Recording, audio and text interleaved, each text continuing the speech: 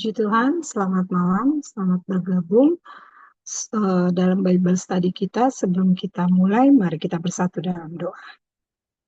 Terima kasih Tuhan Yesus yang baik. Kami menaikkan ucapan syukur kami Tuhan. Di hari ini Tuhan Yesus Engkau menyertai kami dari bangun tidur kami Tuhan Yesus hingga malam hari ini kami tahu semua karena anugerah-Mu yang luar biasa Engkau berikan buat kami. Patut kami menaikkan ucapan syukur kami Tuhan. Kami juga memohon ampun selalu kepadamu Tuhan. Ampuni salah dosa kami dari setiap perkataan, pikiran, perbuatan kami Tuhan Yesus. Ajarkan kami juga untuk kami boleh mengampuni salah orang lain Tuhan. Terima kasih Tuhan, terima kasih kerinduan kami selalu kami boleh hidup dalam perkenanan-Mu.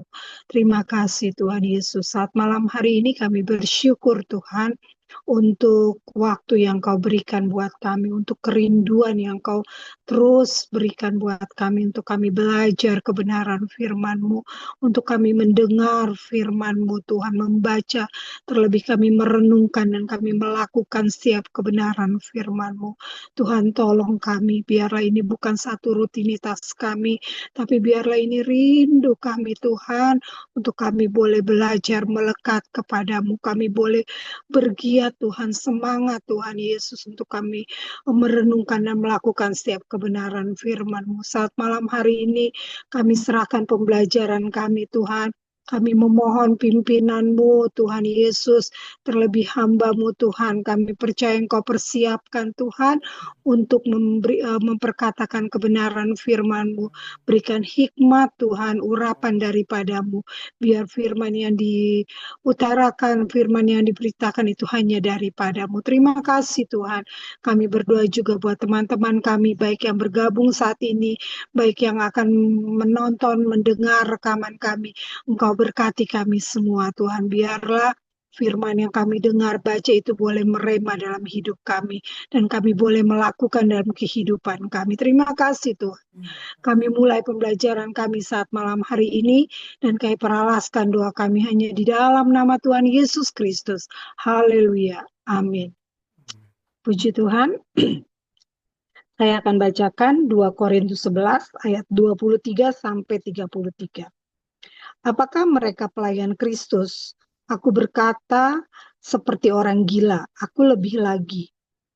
Aku lebih banyak berjeri lelah, lebih sering di dalam penjara, didera di luar batas, kerap kali dalam bahaya maut. 5 kali aku disesa orang Yahudi, setiap kali 40 kurang 1 pukulan.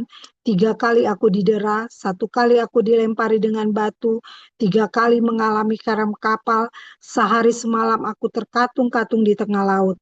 Dalam perjalananku, aku sering diancam bahaya banjir dan bahaya penyamun, bahaya dari pihak orang-orang Yahudi dan dari pihak orang-orang bukan Yahudi, bahaya di kota, bahaya di padang gurun, bahaya di tengah laut, dan bahaya dari pihak saudara-saudara palsu. Aku banyak berjeri lelah dan bekerja berat. Kerap kali aku tidak tidur, aku lapar dan dahaga. Kerap kali aku berpuasa, kedinginan, dan tanpa pakaian. Dan dengan tidak menyebut banyak hal lain lagi, urusanku sehari-hari, yaitu untuk memelihara semua jemaat-jemaat. Jika ada orang yang merasa lemah, tidakkah aku turut merasa lemah?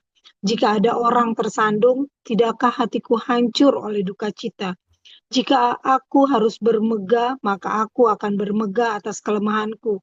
Allah yaitu Bapa dari Yesus Tuhan kita yang terpuji sampai selama-lamanya, tahu bahwa aku tidak berdusta. Di Damsik, wali negeri Raja Aretas menyuruh mengawal kota orang-orang Damsik untuk menangkap aku. Tetapi dalam sebuah keranjang aku diturunkan dari sebuah tingkap keluar tembok kota, dan dengan demikian aku terluput dari tangannya. Puji Tuhan. Puji Tuhan, kita bersyukur buat anugerah yang Tuhan terus anugerahkan kepada kita. Puji Tuhan, kita lanjutkan pembelajaran kita di malam hari ini. Kita masih dalam katalog atau daftar penderitaan Paulus.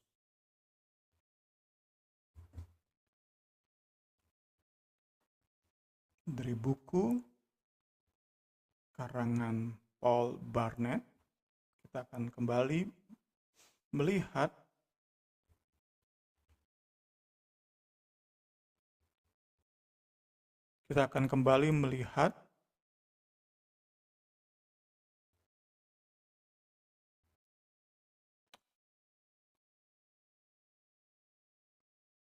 pembahasan kita malam hari ini di bab 5 Romawi. Puji Tuhan, kita masih di the full speech, poin B2,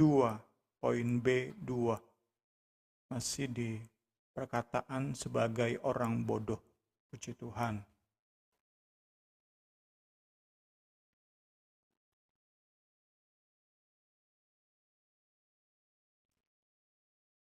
Kita lanjutkan apa yang sudah kita mulai.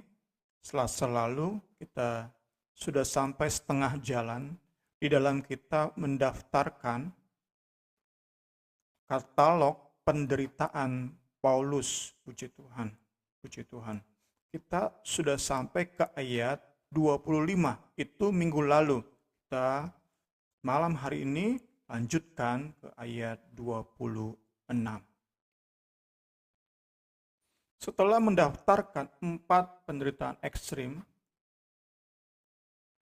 jeri lelah dalam pekerjaan kasar, pemenjaraan, deraan atau pukulan, dan bahaya maut, 4 penderitaan ekstrim, maka di ayat 26 ini Paulus menambahkan yang kelima, yaitu bahaya-bahaya yang ia alami di dalam perjalanan penginjilannya. Dalam journey-nya, perjalanan penginjilan yang ia lakukan dari kota ke kota, yang kita tahu bersama semakin jauh dari Yerusalem. Didaftarkan oleh buku referensi kita ini di tahun 34 sampai 47 itu Rasul Paulus masih melayani di sekitar Mediterania Timur, Mediterranean Timur. Mencakup Damsyik atau Damaskus, ke Yerusalem, kemudian ke Syria, Kilikia, Antioquia, dan kembali lagi ke Yerusalem, kembali lagi ke Antioquia. Baru setelah itu ditandai oleh pengutusan gereja Antioquia. Kita bahas di teologi sistematik tentang gereja Antioquia, sebuah gereja yang jemaatnya terdiri dari berbagai suku bangsa. Gereja ini mengutus misionaris, yaitu Paulus dan Barnabas. Mengutus mereka berdua sebagai penginjil, rasul kepada bangsa-bangsa non-Yahudi. Sejak itulah Paulus melayani dengan jangkauan yang lebih luas, yang semakin luas, mencapai kota-kota di provinsi Pamfilia, Galatia, Makedonia, Akaya, Asia Kecil.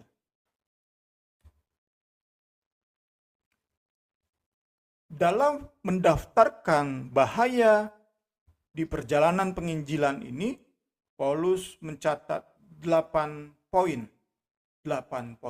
yang ia daftarkan dengan cara berpasangan. Pasangan pertama adalah bahaya banjir dan bahaya penyamun. Sambil kita lihat ayat 26.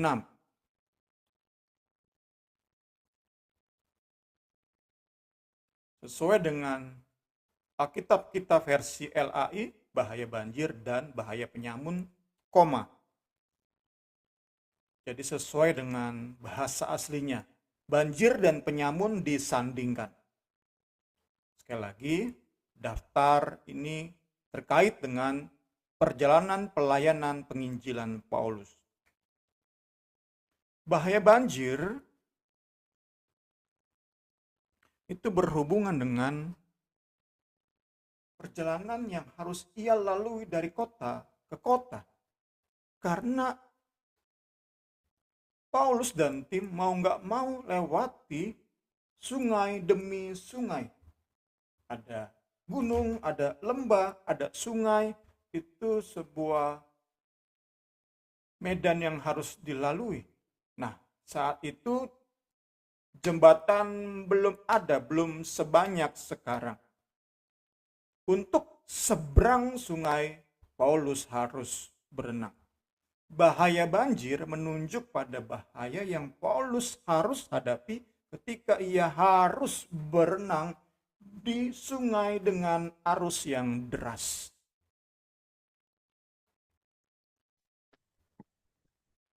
Entah berapa kali ia mungkin hampir terhanyut, dalam pertolongan Tuhan ia bisa sampai ke seberang. Bahaya penyamun juga saat ia menginjil dari kota ke kota, ia harus lewati padang gurun, ia harus lewati pinggiran-pinggiran kota.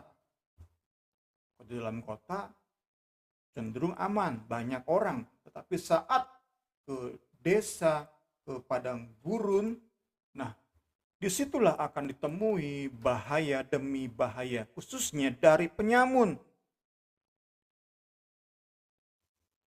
Di kota mungkin itu ada ekonomi yang cukup, tetapi saat masuk ke pinggiran di padang gurun, maka penduduk di sana di bawah garis kemiskinan. Nggak heran mereka mencari uang, mencari kehidupan mereka dengan merampok.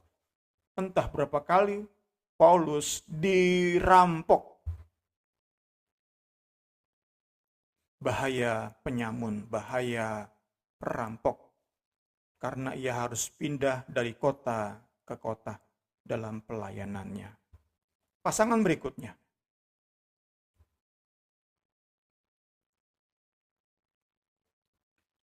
Banjir, penyamun, bahaya dari pihak orang-orang Yahudi dan orang-orang bukan Yahudi, titik koma. Dipasangkan bahaya dari pihak orang Yahudi dan dari pihak orang bukan Yahudi. Kita sudah lihat kemarin hukuman dari orang-orang Yahudi juga hukuman dari orang-orang Roma. Ada saat mereka seperti bekerja sendiri dalam menganiaya Paulus. Namun ada saat mereka seperti kerjasama. Provokatornya orang Yahudi, pelaksananya orang non-Yahudi. Seperti yang terjadi di ayat berikut. Orang-orang Yahudi menghasut, memprovokasi perempuan-perempuan terkemuka yang takut akan Allah dan pembesar-pembesar di kota itu. Dan mereka menimbulkan penganiayaan atas Paulus dan Barnabas dan mengusir mereka dari daerah itu. Jadi entah berapa kali penderitaan yang Paulus alami datang dari orang-orang Yahudi, entah berapa kali datang dari orang-orang bukan Yahudi, dan entah berapa kali kedua pihak ini bekerja sama menganiaya Paulus.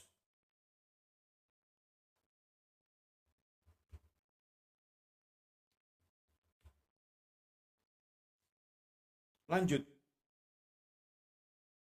Setelah dua pasang,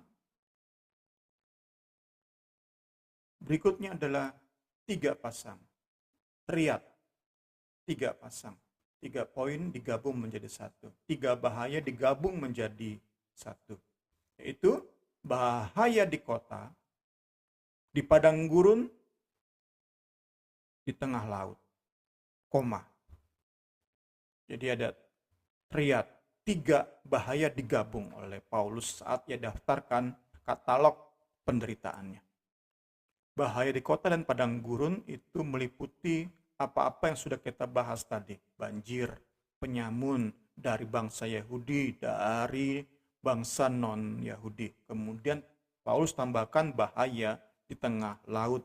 Terkait dengan juga kita sudah bahas minggu lalu, dengan karam kapal yang berkali-kali Paulus alami. Dan yang paling akhir, tampaknya kita bisa belajar lewat buku referensi kita utama ini. Saat Paulus daftarkan sesuatu, tampaknya yang paling ujung itu yang paling dia tekankan. Dan di daftar ini yang Paulus daftarkan paling ujung adalah bahaya dari saudara-saudara palsu. Ini menunjuk pada betapa menyeramkannya bahaya dari saudara-saudara palsu.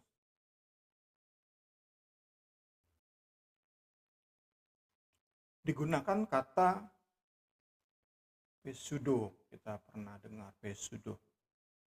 Palsu.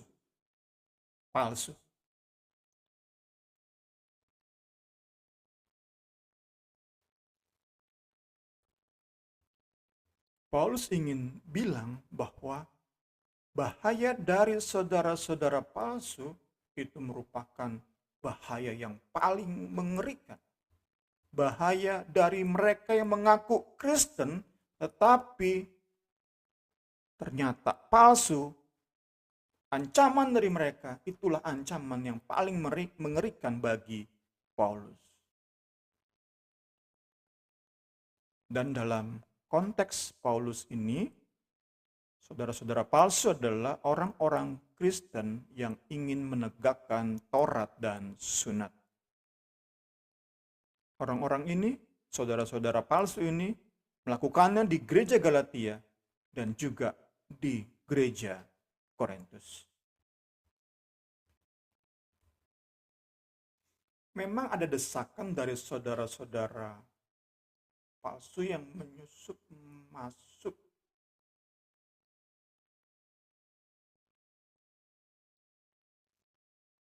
musuh dalam selimut, menyusup masuk, yaitu mereka yang menyelundup ke dalam untuk menghadang kebebasan kita yang kita miliki di dalam Kristus Yesus.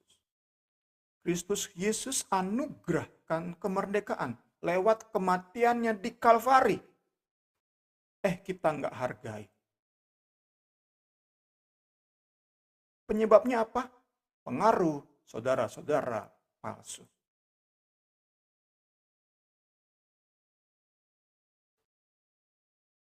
Tetapi sesaat pun kami, Paulus dan tim, nggak mau mundur dan tunduk kepada mereka. Agar kebenaran Injil dapat tinggal tetap pada kamu. Pertanyaan besarnya adalah bahaya semacam apa yang dihadirkan oleh para saudara palsu ini?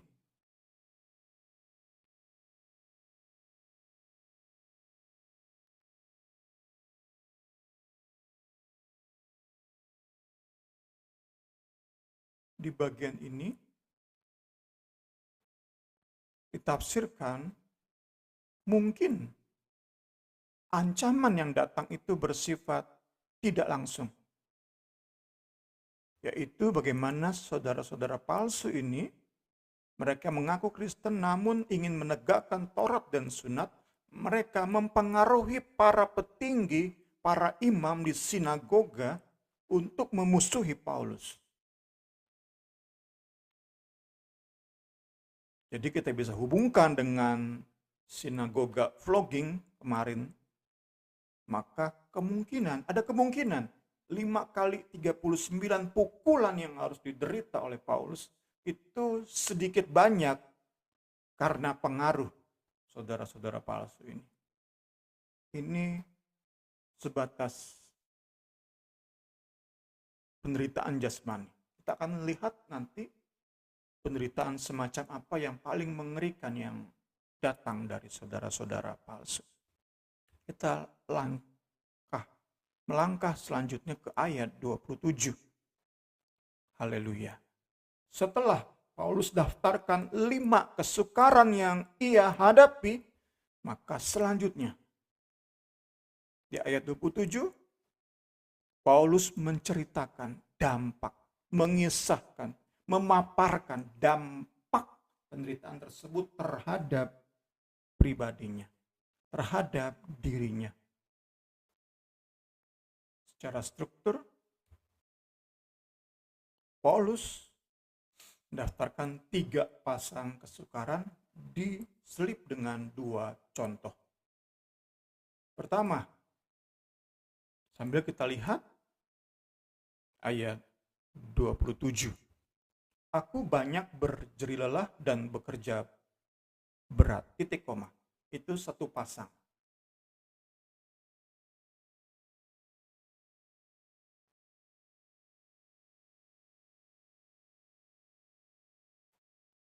Kembali mau nggak mau mengingatkan kita pada keputusan Rasul Paulus nggak mau terima PK.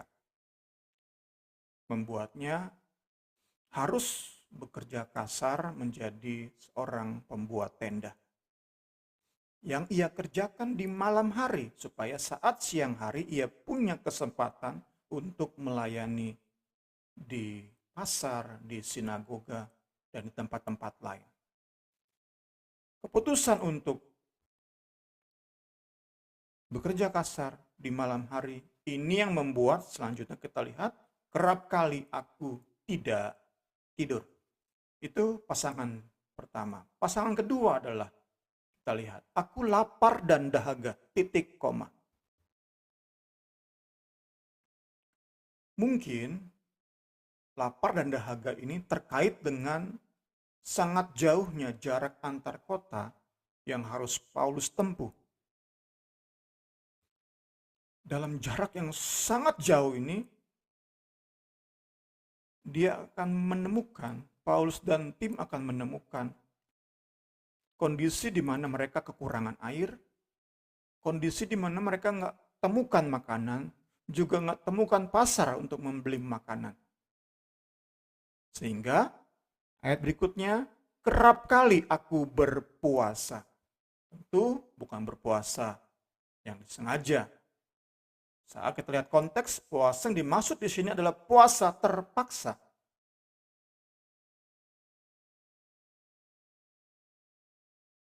Terakhir, ketiga adalah pasangan antara kedinginan dan tanpa pakaian. Kembali mungkin ini terkait dengan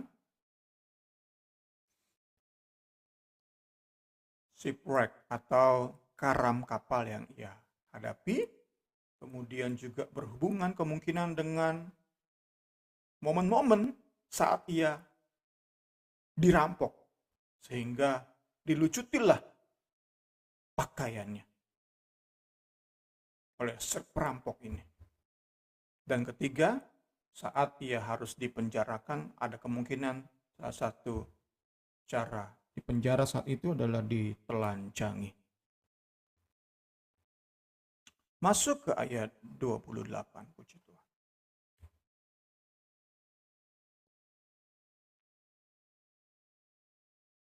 Dengan tidak menyebut hal lain lagi, memberi indikasi bahwa semua yang ia daftarkan di katalog ini hanyalah sebagian dari lebih banyak penderitaan yang ia telah tanggung demi Kristus. Dan untuk menutup katalog penderitaan Paulus ini, Paulus menuliskan 2 hal lagi. Pertama, pressure. Daily pressure.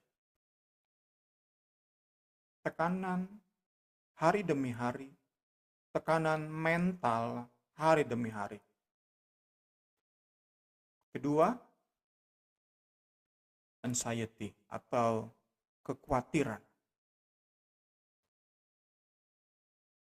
Saat ia dengar kabar, dengar laporan apa yang terjadi pada jemaat-jemaat yang sudah ia rintis.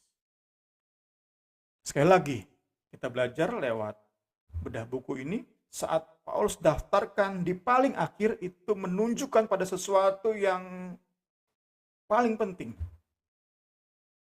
Dalam hal ini berarti penderitaan yang paling membekas, paling traumatik.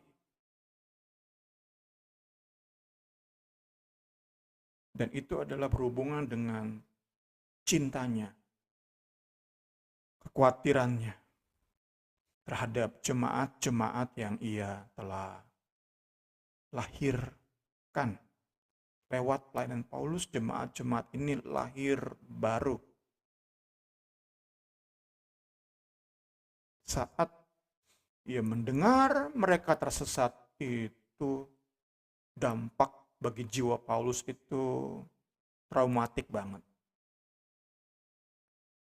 Itu yang kita bisa belajar lewat bagian ini. Puji Tuhan. Tuhan Yesus tolong kita semua mengerti bagian-bagian ini. Setidaknya kita bisa belajar. Penderitaan fisik bagi Paulus itu nggak ada apa-apanya dibandingkan dengan penderitaan batin. Kita sudah daftarkan begitu banyak penderitaan fisik.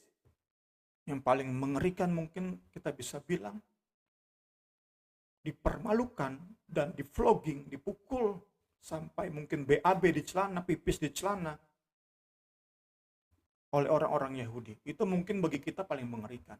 Entah ternyata yang paling mengerikan itu terkatung-katung di tengah laut, tanpa harapan akan ketemu daratan. Mungkin bagi Paulus itu termasuk yang paling parah. Tetapi di atas semua penderitaan fisik, penderitaan batinlah yang paling traumatik, yang paling menyakitkan, yang paling dalam dampaknya bagi Paulus. Pembelajaran bagi kita. Hati-hati terhadap penderitaan fisik. Maaf, batin, hati-hati. Perlunya kita punya persekutuan saudara seiman, kita bisa saling menguatkan. Saling menguatkan. Ada saat penyakit fisik itu berat memang, tetapi nggak seberat saat penyakit fisik itu membuat mental kita down, membuat mental kita tiarap, tertunduk lesu, tanpa harapan. Perlu saudara seiman. Ada saat-saat sakit membuat seseorang hilang harap, sehingga berdoa pun sangat sulit. Pembelajaran bagi kita di malam hari ini. Roh Kudus tolong kita semua mengerti bagian ini dan bisa kita aplikasikan. Kita biarkan menyerap kesanubari kita yang terdalam, sehingga kita enggak menjadi orang-orang yang sok kuat. Kita terus hidup dalam kebergantungan pada Tuhan dan pada persekutuan saudara seiman. Di sisi lain, kita pun enggak menganggap enteng saat saudara seiman mengalami kelemahan mental. Kita enggak anggap enteng. Dan ketiga, poin yang paling penting, jangan sampai kita menjadi penyebab dari penyakit mental, kegagalan mental seseorang. Kita harus jaga hati saudara seiman kita. Kita lanjut, puji Tuhan, puji Tuhan.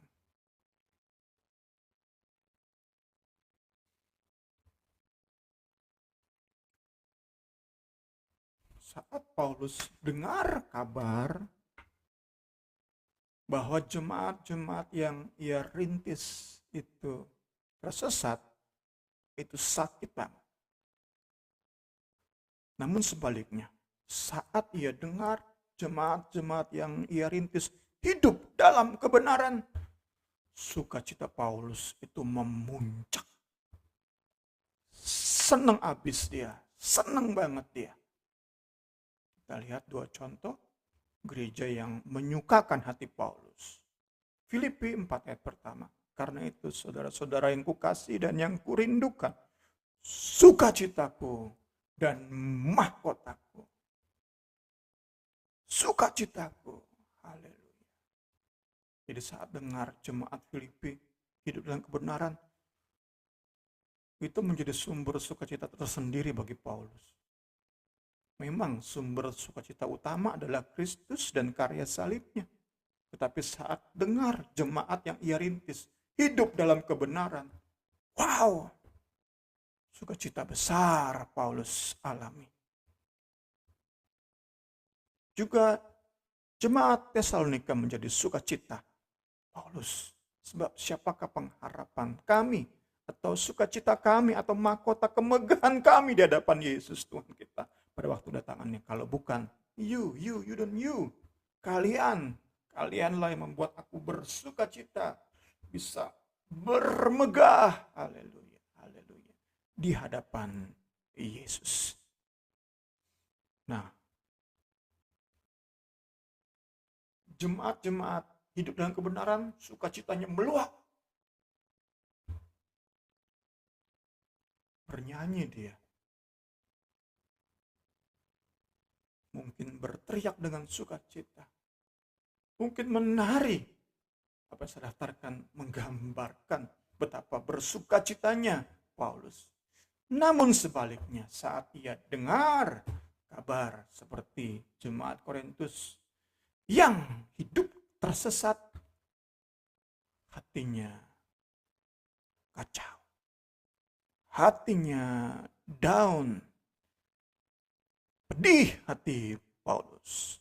Itu yang menjadi pembelajaran bagi kita di bagian ini. Sesuatu yang akan ia pertegas nanti di ayat 29.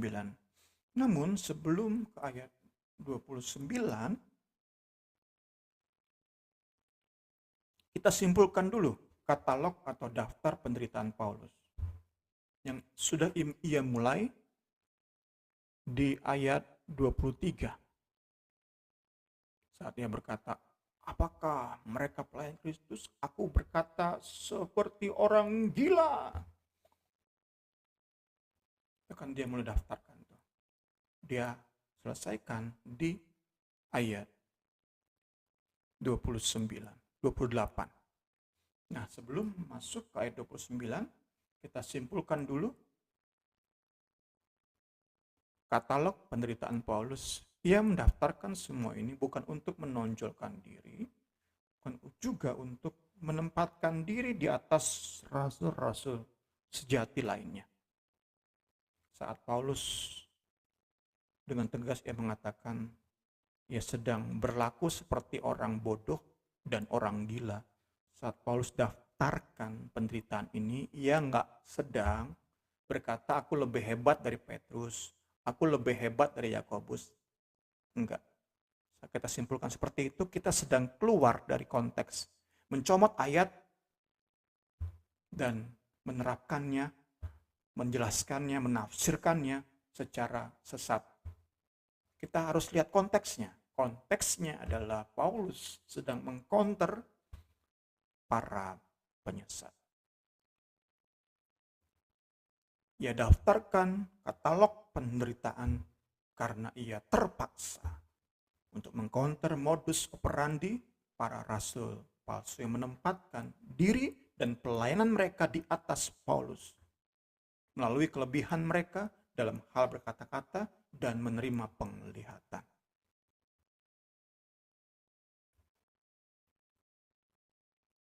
Yang menarik di ujung dari ayat 28 ini sesuai dengan buku kita ini memberi kutipan dari seorang bapak gereja yang bernama John Chrysostom. Ia berkata, ia menandai, ia dapati bahwa Paulus nggak pernah membanggakan, bahkan sekedar mencatat berapa jemaat yang ia menangkan, yang selamat, yang lahir baru lewat pelayanannya. Enggak. Katalog atau pendaftaran yang Paulus lakukan adalah penderitaannya. Saat ia hitung, yang ia hitung adalah penderitaan. Bukan jumlah jemaat yang diselamatkan lewat pelayanannya. Kita lihat kemarin kan, 5 kali disesah orang Yahudi. 3 kali karam kapal. Itu kan dia sedang menghitung. Tapi ia nggak pernah menghitung jumlah jemaat yang bertobat lewat pelayanannya. Ayat 29. Kita dapati di sini 2 pertanyaan retorik. Lewat 2 pertanyaan ini, Paulus mempertegas poin yang ia sampaikan di ayat 28. Yaitu bahwa penderitaan paling pedih, paling traumatik adalah melencengnya jemaat dari kebenaran sejati. Dari Injil sejati. Itu penderitaan paling pedih. Hati Paulus yang begitu gembira lihat jemaat hidup dalam kebenaran. Hati Paulus yang begitu sedih melihat jemaat lemah dan mulai disesatkan. Itu merupakan inspirasi bagi seluruh gembala di sepanjang sejarah gereja. Inilah hati seorang gembala bagi jemaat-jemaat yang ia layani. Saat seorang jemaat lemah, gembala akan sangat berempati, merasa juga lemah.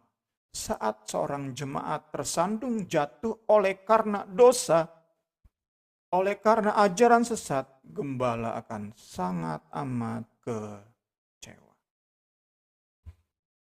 Next. Pertanyaan retorik ini juga merupakan cara Paulus untuk menyadarkan jemaat. Kalian lemah, aku lemah. Namun, para penyesat itu, mereka justru mengeksploitasi kamu, menghisap kamu, memperdaya kamu, memanfaatkan kamu, memanfaatkan kalian. Masa sih kalian masih percaya apa yang mereka ajarkan?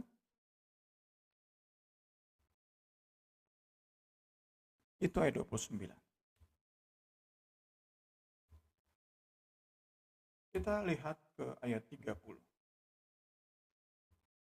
Jika aku harus bermegah. Lebih tepat, kata jika diganti dengan karena, since. Karena aku harus bermegah. Mengapa ia harus? Ya karena terpaksa untuk mengcounter modus operandi para penyesat. Karena aku harus bermegah, maka aku akan bermegah atas kelemahanku. Maka yang aku megahkan bukanlah kemampuan retorika dalam berkhotbah dan mengajar. Karena aku harus bermegah, maka yang aku megahkan bukanlah penglihatan mimpi dan nubuat. Bukan pula jumlah jemaat yang diselamatkan melalui pelayananku. Karena aku harus bermegah, maka aku bermegah atas kelemahanku. Menempatkan diri sebagai orang bodoh dan sebagai orang gila, Paulus terpaksa bermegah. Dan yang ia megahkan adalah penderitaan, kesukaran, aniaya yang ia alami demi Kristus. Ayat 31.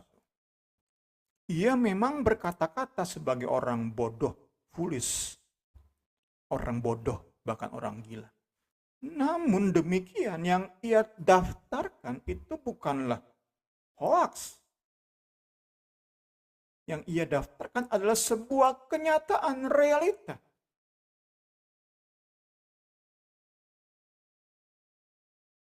Dan ia mendasarkan katalog penderitaan ini di atas nama Allah Yahweh yang adalah Bapa dari Yesus.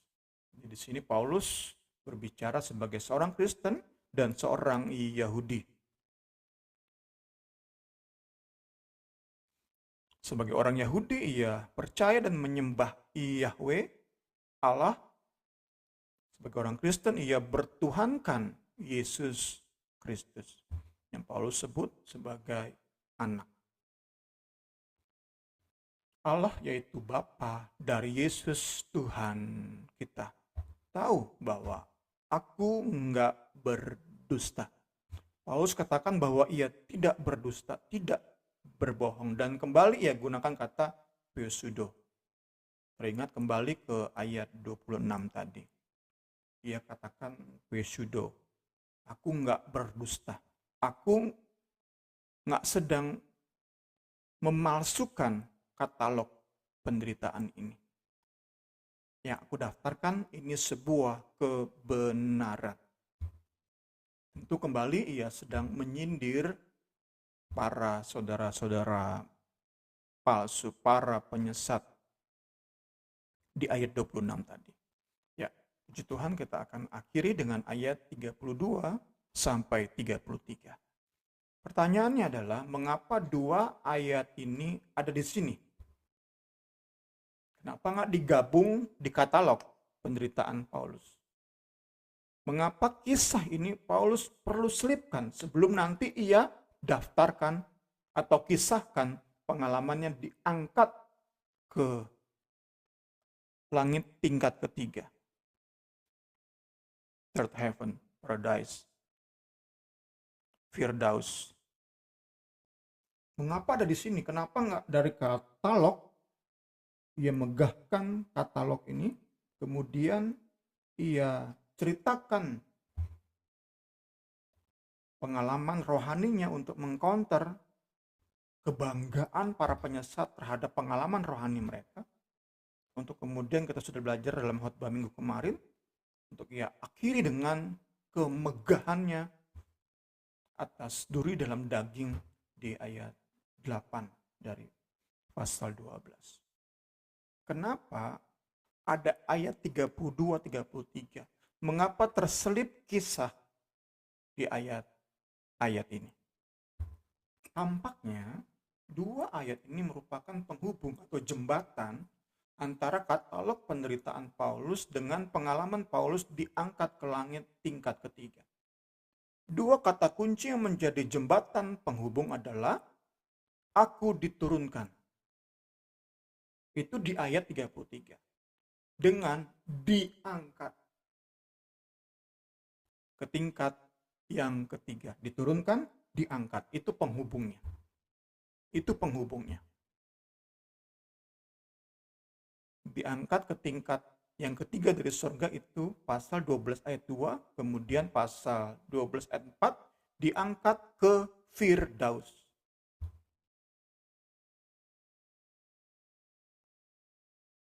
Paulus sedang mempersiapkan, kita bisa tafsirkan, kisah pengalaman rohani bersama dengan Kristus. Kristus benar-benar menyatakan anugerahnya. Kristus menyatakan keajaibannya, keajaiban kemurahannya terhadap Paulus yang lower down, yang diturunkan.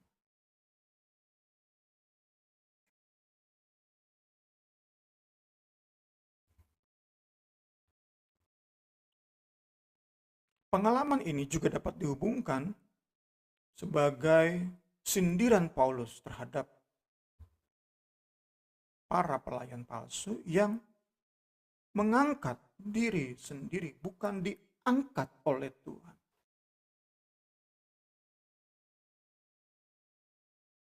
Ini bertolak belakang dengan Paulus sebagai rasul sejati. Kristus yang mengangkat Paulus. Ia sadar, ia nggak bisa mengangkat dirinya sendiri. Paulus sadar diri terlalu lemah. Ia pernah gagal. Ia pernah melarikan diri sebagai seorang pengecut ketika hadapi ancaman.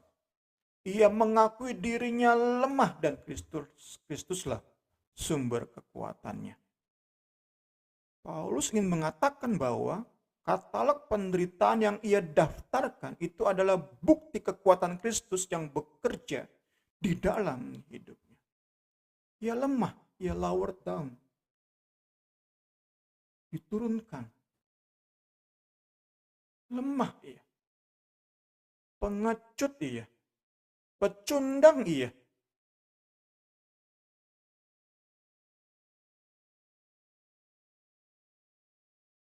Semua kemampuan untuk melewati pukulan dari orang Yahudi, orang Romawi. Bahaya, banjir, bahaya dari penyamun. Bahaya di tengah laut, karam kapal. Bahaya di padang gurun, kurang air, kurang makan. Kemampuan untuk menanggung semua itu semata-mata Kristus yang memberikan. Dengan dirinya sendiri Paulus sadar benar ia lemah. Ia nggak mungkin lakukan semua itu. Kristus yang memampukan dia.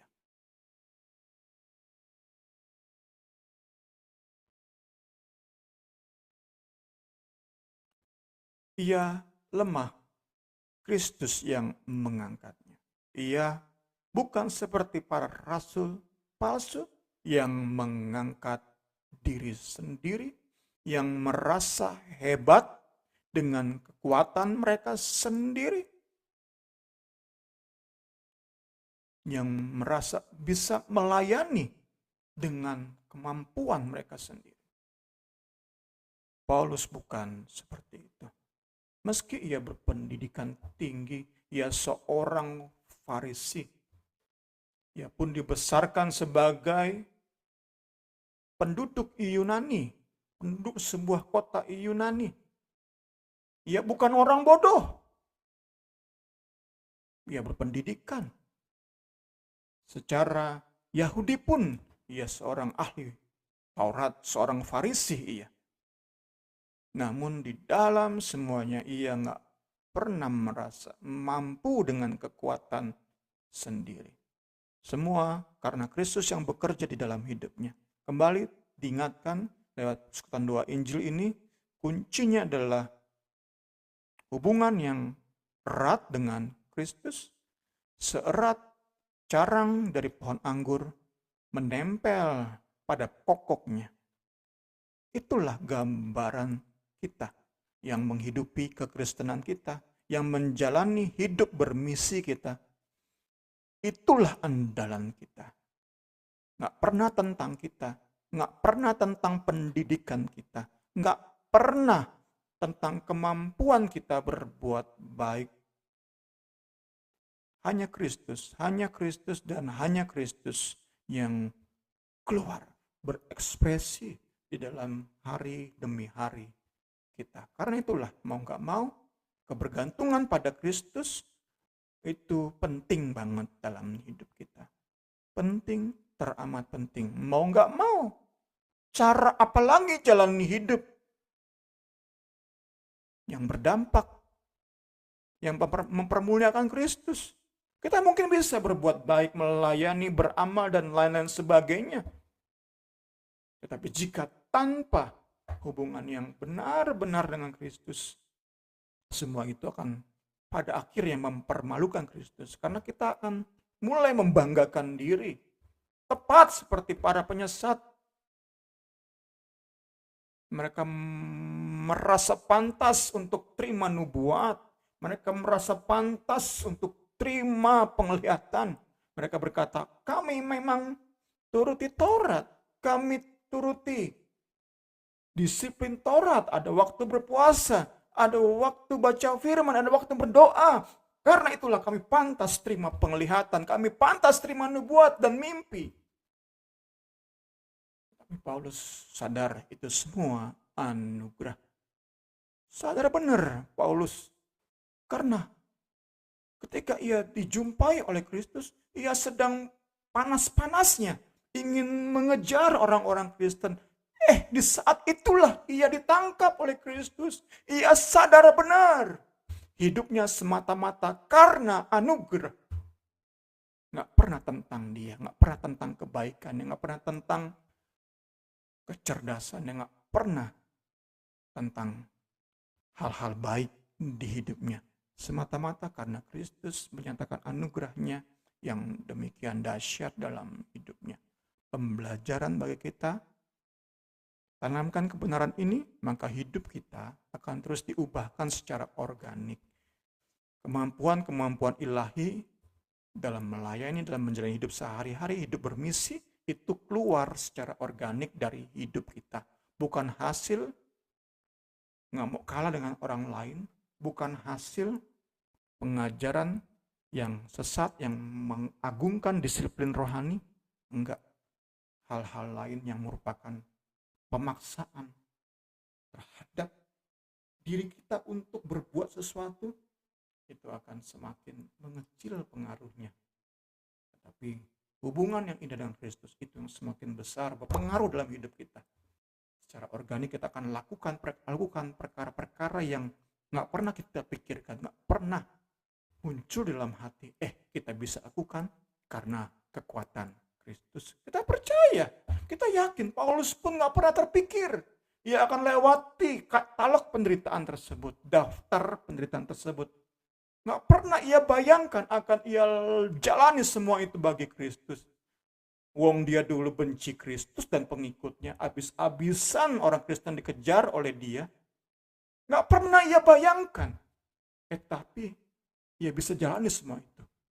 Nggak pernah Paulus bayangkan, nggak pernah muncul di hati Paulus. Yaitu Tuhan kerjakan di hidupnya. Apa yang nggak pernah muncul di hati kita, Tuhan sanggup kerjakan di hidup kita. Asalkan kita bertambah gairah di dalam berhubungan dengan Kristus, di dalam menjalin saat-saat indah dengan Kristus, di dalam penuh ketergantungan, penuh penyerahan. Segala hormat bagi Kristus yang sudah memimpin kita di dalam pembelajaran kita di malam hari ini. Saya serahkan kepada Ibu Rini. Puji Tuhan, firman Tuhan yang mengingatkan kita untuk kita terus melekat dengan Tuhan, mengandalkan Tuhan, berharap sama Tuhan, biar apa yang kita lakukan dalam kehidupan kita, dalam pelayanan kita, itu hanya untuk kemuliaan Tuhan. Terima kasih. Ada Agnes, mungkin Agnes mau bertanya atau menambahkan? Ya, Karim. Ya, nggak ada ya. Oke, kita akan tutup pembelajaran kita malam ini. Nanti Agnes yang berdoa ya, Nas. Oke, Karin. Makasih banyak, Bung Sam, untuk malam hari ini. Mari kita berdoa. Terima kasih ya Tuhan, sungguh hati kami ya Tuhan, bersyukur ya Tuhan untuk segala berkat firman Tuhan yang menjadi bagian milik kami pada malam hari ini ya Bapa. Terima kasih banyak ya Tuhan, terima kasih. Mungkin kami tidak punya katalog penderitaan seperti Paulus ya Tuhan, yang begitu panjang ya Tuhan Yesus, yang begitu berat ya Bapa. Tapi apapun ya Tuhan Yesus yang kami alami saat ini ya Tuhan, apapun yang kami rasakan saat ini ya Tuhan Yesus, kami tahu ya Tuhan, itu Engkau izinkan terjadi untuk mendatangkan kebaikan bagi kami ya Bapa. Seperti Paulus yang mengalami pengalaman pribadi berjumpa dengan Engkau ya Tuhan, kami pun rindu ya Tuhan Yesus, setiap hari ya Tuhan, mengalami pengalaman yang baru ya Tuhan, pengalaman rohani yang baru ya Tuhan, yang semakin meneguhkan kami dalam pengiringan kami akan Engkau ya Bapa. Berikan juga kami hati seorang gembala ya Tuhan Yesus, hati yang terbeban ya Tuhan untuk saudara-saudara seiman kami ya Tuhan, hati yang terbeban untuk keluarga kami ya Tuhan Yesus, sehingga kami terus ya Tuhan Yesus boleh menjadi saluran berkat ya Tuhan bagi orang-orang di sekeliling kami ya Tuhan Yesus. Kami boleh melihat bagaimana Allah yang luar biasa ya Tuhan dalam segala kelemahan kami ya Tuhan, dalam segala keterbatasan kami, tapi mampu mengerjakan sesuatu yang hebat dan luar biasa ya Tuhan Yesus dalam kami ya Tuhan. Dan kami boleh lihat ya Tuhan Yesus saat kami bergantung kepada Engkau ya Bapa. hal yang luar biasa ya Tuhan. Cuma pernah kami pikirkan ya Tuhan Yesus, itu yang Kau kerjakan ya Bapa. Dan Terima kasih ya Tuhan, Tuhan. kemuliaan hanya bagi Engkau ya Bapa. Kami bersyukur ya Tuhan Yesus untuk berkat malam hari ini ya Tuhan, yang boleh menjadi bagian milik kami ya Tuhan. Semakin teguhkan kami ya Tuhan Yesus dalam panggilan kami padamu ya Bapa. Memberkati Bung Sam dan Karini lebih lagi ya Tuhan Yesus. Supaya kita yang baru, Tuhan, semangat yang baru, hikmat, urapan ya Tuhan Yesus yang datangnya daripadamu ya Tuhan, terus menjadi bagian milik Bung Semi dan Karini ya Bapa. Melalui pelayanan Bung Semi dan Karini ya Tuhan, boleh banyak jiwa semakin bertumbuh-tumbuh di dalam Engkau ya Tuhan. Kemuliaan namamu ya Bapa. Terima kasih banyak ya Tuhan. Kami percaya Bapa, siapapun yang menyaksikan rekaman YouTube ini ya Pak, akan mendapatkan berkat sama ya Tuhan yang boleh menjadi bagian kami pada malam hari ini. Terima kasih banyak ya Tuhan. Kami tutup Bible study kami malam hari ini dengan penuh ucapan syukur di dalam nama Tuhan Yesus Kristus. Haleluya. Amin. Amin.